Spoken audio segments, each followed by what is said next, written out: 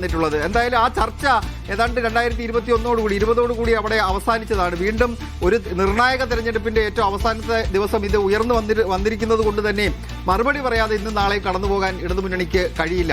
ആ എന്താണ് യഥാർത്ഥത്തിൽ കെ കൃഷ്ണൻകുട്ടിയുടെ ശബ്ദരേഖയിൽ പറയുന്നത് പൂർണ്ണമായി കേൾക്കാം.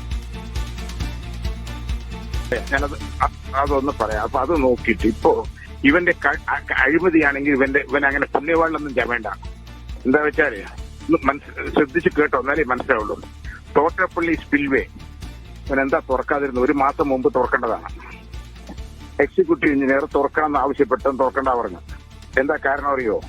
അത് തുറന്നാൽ അതിന്റെ താഴെയുള്ള മണൽത്തിട്ടുണ്ട്. ആ മണൽത്തിട്ട് വെള്ളം കൊണ്ടുപോകും. ആ മണൽത്തിട്ടിന്റെ കരാർ എടുത്തിരിക്കുന്നത് മേരി മാതാവ് പറഞ്ഞ കോൺട്രാക്ടറാണ്. അവന് കൊടുത്തിരിക്കുന്നത് വെറും ക്യൂബിക് ഫീറ്റിന് 62 റുപ്യക്കാണ്. അത് അവൻ മറിച്ച് വിറ്റ അപ്പൊ 2000 റുപ്യ കിട്ടും. അവിടെ ഒന്നും ചെയ്യാണ്ട് അതിന് എത്ര റുപ്യ കിട്ടും? ഒരു എല്ലാ ചെലവും കഴിഞ്ഞ് ഒരു 300 കോടി എങ്കിലും കിട്ടും. 500 കോടിന് വിൽക്കും, 300 കോടിന് കിട്ടും. അവന് വേണ്ടിയാണ് തുറക്കാണ്ടായത്. അതാണ് നിന്റെ ജോഷി പറഞ്ഞ ചീഫ് എഞ്ചിനീയറും നമ്മുടെ കളിച്ചിരിക്കുന്നത് ജോർജ് തോമസിന്റെ പെങ്ങളും മാത്യുട്ടിയും കൂടി ഇരുന്ന് ആലോചിച്ചിട്ടാണ് പണിയൊക്കെ ചെയ്തത്. അഴിമതി നടന്നു. അവന്റെ പുണ്യവാനൊക്കെ ഉണ്ടല്ലോ. ഒന്ന്. രണ്ടാമത്തത്, ഇനി അവൻ അങ്ങനെ പുണ്യവാനൊന്നും വേണ്ട. പറയാം, മണിയാറ് പറഞ്ഞ പ്രോജക്റ്റ് ഉണ്ട് അവിടെ പമ്പയുടെ മുകളില്. അത് ഇറിഗേഷന്റെ പ്രോജക്റ്റാണ്. അതിന്റെ മുകളിൽ 2 ഇലക്ട്രിസിറ്റിയുടെ പ്രോജക്റ്റ് ഉണ്ട്. ആ പ്രോജക്റ്റിലും കറണ്ട് എടുക്കുന്നത് പ്രൈവറ്റ് കമ്പനിയാണ്. കാർബൺ ഒന്ന്, വേറെ 2 സ്വകാര്യ തമിഴന്മാരുമാണ് എടുക്കുന്നത്. ഈ മണിയാറ് വെള്ളം നിറയ്ക്കലേ ഇല്ല എപ്പോഴും. എന്താ വെച്ചാൽ പെൻസ്റ്റോക്ക് പൈപ്പ് കൂടെ മുകളിൽ കൃത്യമായി ഒഴുകി വരുന്നത് ഇവിടെയും ഒഴുകി വരുന്നത് എടുക്കുകയാണ്. ഇപ്രാവശ്യം എന്താ വെച്ചാൽ ഈ കരാറുകാരന് വേണ്ടി ആ വെള്ളത്തിനെ നിറച്ചപ്പോ അവിടെ നിറയ്ക്കാനേ പാടില്ല. അവിടെ ഷട്ടറിട്ട് നിറച്ചപ്പോ ഗതികേട്ടിന് എന്ത് അറിയോ? ഒരു മരം വന്ന് പുഴങ്ങി അതിന്റെ ഉള്ളിൽ ക്രോസ് ആയി കിടന്നു. അത് വലിക്കാൻ പറ്റണ്ടായി. അപ്പോ അവൻ എത്ര ലാഭം കിട്ടി? ഈ ഇതിന്റെ വെള്ളം തുറക്കണ്ടേ ഒക്കെ ഡിസാസ്റ്റർ മാനേജ്മെന്റ് സെക്രട്ടറി ആരാണ്? ഇറിഗേഷന്റെ ചീഫ് എഞ്ചിനീയറാണ്. ജോഷി കണ്ണി MP ഇവർക്കൊക്കെ വെള്ളം നിറയ്ക്കാനുള്ള സൗകര്യം കൊടുത്തു. ആ വെള്ളം നിറച്ചു കൊടുത്ത് 8 കോടി റുപ്യാണ് അവർക്ക് ഇലക്ട്രിസിറ്റി ഉണ്ടാക്കിയത് പുതുതായി പ്രൈവറ്റ് കമ്പനിക്ക്. എന്നിട്ട് വെള്ളം ഓവറായി വന്നപ്പോ അടിയിലെ സ്ലൂയിസ് തുറന്നതാണ് ചെങ്ങന്നൂരും ഇവിടെ എല്ലാം നശിക്കാൻ കാരണം. ഇത് അടിയിലെ സ്ലൂയിസ് തുറന്നുകൊണ്ടാണ് ചളി കയറിയത്. അല്ലെങ്കിൽ സ്ലൂയിസ് തുറക്കാറില്ല. അങ്ങനെ നശിപ്പിച്ചു ഇവരെ. അത് കാർപ്പറേറ്റിൽ നിന്ന് കാശാർക്ക് കിട്ടി. മൂന്നാമത്തെ കേസ് കിട്ടിയ പറമ്പിക്കുളം തൂണക്കടവ് ഷോളയാറ് ഇതൊക്കെ നമ്മളാണ് ഇറിഗേഷന്റെ ഇപ്രാവശ്യത്തെ ചെയർമാൻ. ഒരു കൊല്ലം നമ്മളും ഒരു കൊല്ലം അവരുമാണ്. തമിഴ്നാട് ഒരു കൊല്ലം നമ്മളും ഒരു കൊല്ലം. ഇക്കൊല്ലം നമ്മളാണ്. ജോഷിയാണ് ചെയർമാൻ. വെള്ളം എപ്പോ തുറക്കണ്ട തീരുമാനിക്കേണ്ടത് ജോഷിയാണ്. അപ്പൊ ആ വെള്ളം തമിഴ്നാട് കൊണ്ടുപോകാതെ ആ വെള്ളം മുഴുവൻ കേരളത്തിലേക്ക് തുറന്നുവിടാൻ ഇവൻ കൂട്ടുനിന്നു. എന്താ വെച്ചാൽ ശ്രദ്ധിച്ചോ 1400 ക്യൂസെക്സ് വെള്ളം കൊണ്ടുപോകാൻ കൊണ്ടൂർ കനാലിൽ കൂടെ തമിഴ്നാട് കൊണ്ടുപോകാനുള്ള കപ്പാസിറ്റി ഉണ്ട്. 800 കൊണ്ടുപോയുള്ളൂ. 35 മെഗാവാട്ട് അവിടെ ഇലക്ട്രിസിറ്റി ഉത്പാദിപ്പിക്കേണ്ട അവിടെ 20 മെഗാവാട്ടേ ഉത്പാദിപ്പിച്ചു. എന്താ കാരണം? അവിടെ 100-200 കോടി റുപ്യയുടെ വർക്ക് നടക്കുന്നുണ്ട് ഇവിടെ തമിഴ്നാട്ടിൽ. ഈ വെള്ളം പോയാൽ ആ വർക്കിനെ മുഴുവൻ വയ്ക്കുക. ആ കരാറുകാരനാണ് ഇവര് വന്ന് കണ്ടത്.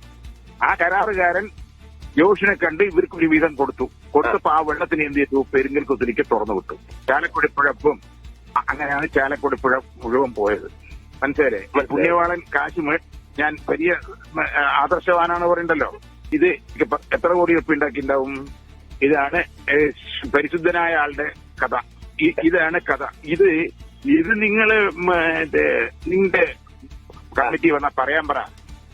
അത്യാവശ്യം വേണ്ടപ്പെട്ടവർക്കൊക്കെ ഒന്ന് പറഞ്ഞു കൊടുക്കും. കമ്മിറ്റി ഇപ്പൊ നാനൂറ്റം പറഞ്ഞാലേ വിളിക്കുള്ളൂ. ഈ ശബ്ദരേഖയിലൂടെ പുറത്തുവിടുന്ന അത് AI ആണെന്നാണ് കെ കൃഷ്ണൻകുട്ടി ഇപ്പോൾ വാദിക്കുന്നത്. നമുക്ക് മനസ്സിലാക്കേണ്ട ഒരു പ്രധാനപ്പെട്ട കാര്യം, പ്രളയം എങ്ങനെ ഉണ്ടായി എന്നുള്ളൊരു വലിയ സംവാദം 2018 മുതൽ 2-3 വർഷത്തോളം കേരളത്തിൽ നടന്നതാണ്. അത് ഡാമുകൾ, KSEBയുടെ ചുമതലയിലുണ്ടായിരുന്ന ഡാമുകൾ ഒറ്റയടിക്ക് തുറന്നു വിട്ടതുകൊണ്ടാണ് വെള്ളത്തിൽ മുങ്ങിയത്. കേരളം മുഴുവൻ വെള്ളത്തിൽ മുങ്ങിയതെന്നായിരുന്നു പ്രതിപക്ഷത്തിന്റെ ആരോപണം. അതിനെ സാധൂകരിക്കുന്ന ചില വാക്കുകളുമായി ചില ആക്ടിവിസ്റ്റുകളും രംഗത്തെത്തിയിരുന്നു. പക്ഷേ ഇവിടെ പ്രധാനപ്പെട്ട കാര്യം, അവിടെ ലാഭം ഉണ്ടാക്കാൻ KSEB വെള്ളം പിടിച്ചുവെച്ചു. നേരത്തെ തുറന്നു വിടുന്നതിന് പകരം മഴ കനത്തപ്പോൾ ഒറ്റയടിക്ക് തുറന്നു വിട്ടു എന്നുള്ളതായിരുന്നു അന്ന് വാദം. പക്ഷേ ഇവിടെ കെ കൃഷ്ണൻകുട്ടി ചൂണ്ടിക്കാട്ടുന്ന കാര്യം, മണിയാർ പവർ പ്രൊജക്റ്റിൽ, ആ പവർ പ്രൊജക്ട് കാർബോറാണ്ടം എന്ന് പറയുന്ന പ്രൈവറ്റ് കമ്പനിയാണ് നടത്തുന്നത്.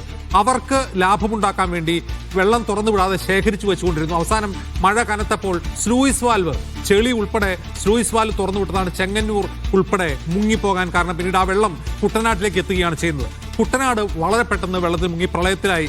കുട്ടനാട്ടിൽ പ്രളയ നിയന്ത്രണത്തിന് വേണ്ടി സ്ഥാപിച്ചിട്ടുള്ളതാണ് തോട്ടപ്പള്ളി സ്പിൽവേ. തോട്ടപ്പള്ളി സ്പിൽവേ തുറക്കുന്നത് കാലവർഷം തുടങ്ങുമ്പോഴാണ്. കാരണം കുട്ടനാട്ടിൽ വരുന്ന അധിക ജലം, പ്രധാനമായും പത്തനംതിട്ട ജില്ലയിലെ ജലവൈദ്യുത പദ്ധതികളിൽ നിന്ന് തുറന്നുവിടുന്ന വെള്ളം കുട്ടനാട്ടിലെത്തുമ്പോഴാണ് പ്രളയം ഉണ്ടാവുക. സ്പിൽവേ തുറന്നു വിട്ടുകൊണ്ട് ആ പ്രളയത്തെ ക്രമീകരിക്കുകയാണ് ചെയ്യുന്നത്. ഈ ചെങ്ങന്നൂർ വഴി ഈ വെള്ളം മുഴുവൻ കുട്ടനാട്ടിൽ എത്തിയിട്ടും സ്പിൽവേ തുറന്നു വിട്ടില്ല. സ്പിൽവേ തുറന്നു വിടാതെ ഇതിന് കാരണം കരിമണൽ ഖനനം അവിടെ നടക്കുന്നുണ്ട്. തോട്ടപ്പള്ളി കേന്ദ്രീകരിച്ച് കരിമണൽ ഖനനമുണ്ട്, ചെളി നീക്കുന്ന പണിയുണ്ട്. അപ്പോൾ അവിടെ മേരിമാത എന്ന് പറയുന്ന ഒരു കരാറുകാരനെ സഹായിക്കാൻ വേണ്ടിയാണ് അത് വൈകിച്ചത് എന്ന വളരെ ഗുരുതരമായ ഒരു ആരോപണം. 2 അഴിമതി ആരോപണങ്ങൾ ഇതുവഴി ഉന്നയിക്കുന്നുണ്ട് കൃഷ്ണൻകുട്ടി ആ ഓഡിയോയിൽ നിന്ന് പറയണം. അപ്പൊ അതിൽ ആദ്യത്തേത് ഇപ്പോ KSEBയുടെ കീഴിലുള്ള ഈ മണിയാർ പ്രോജക്റ്റ് ഉണ്ടല്ലോ, അത് ശരിക്കും പറഞ്ഞാൽ അന്ന് വൈദ്യുതി മന്ത്രിയായിരുന്ന എം മണിയുടെ കീഴിലല്ലേ അത് വരുന്നത്. മണി ഉത്തരം പറയേണ്ട വിഷയം അതിനകത്ത് ഉണ്ട്.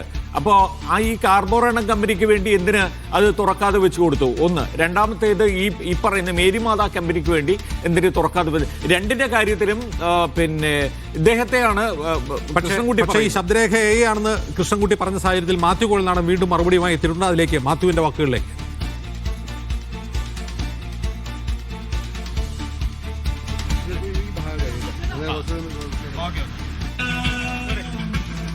നിർണായകമായ ഒരു വെളിപ്പെടുത്തലാണ് ഇന്ന് രാവിലെ മാത്യു കുഴൽനാടൻ സർക്കാരിനെതിരെ ഉയർത്തിയിട്ടുള്ളത്. 2018 തിരഞ്ഞെടുപ്പ് മനുഷ്യനിർമ്മിതമാണ് എന്നുള്ളതിന്റെ കൂടുതൽ തെളിവുകൾ പുറത്തുവിടുകയായിരുന്നു അദ്ദേഹം. കെ കൃഷ്ണൻകുട്ടിയുടെ നിർണായകമായ ഓഡിയോ ശബ്ദരേഖ അടക്കമാണ് പുറത്തുവിട്ടത്.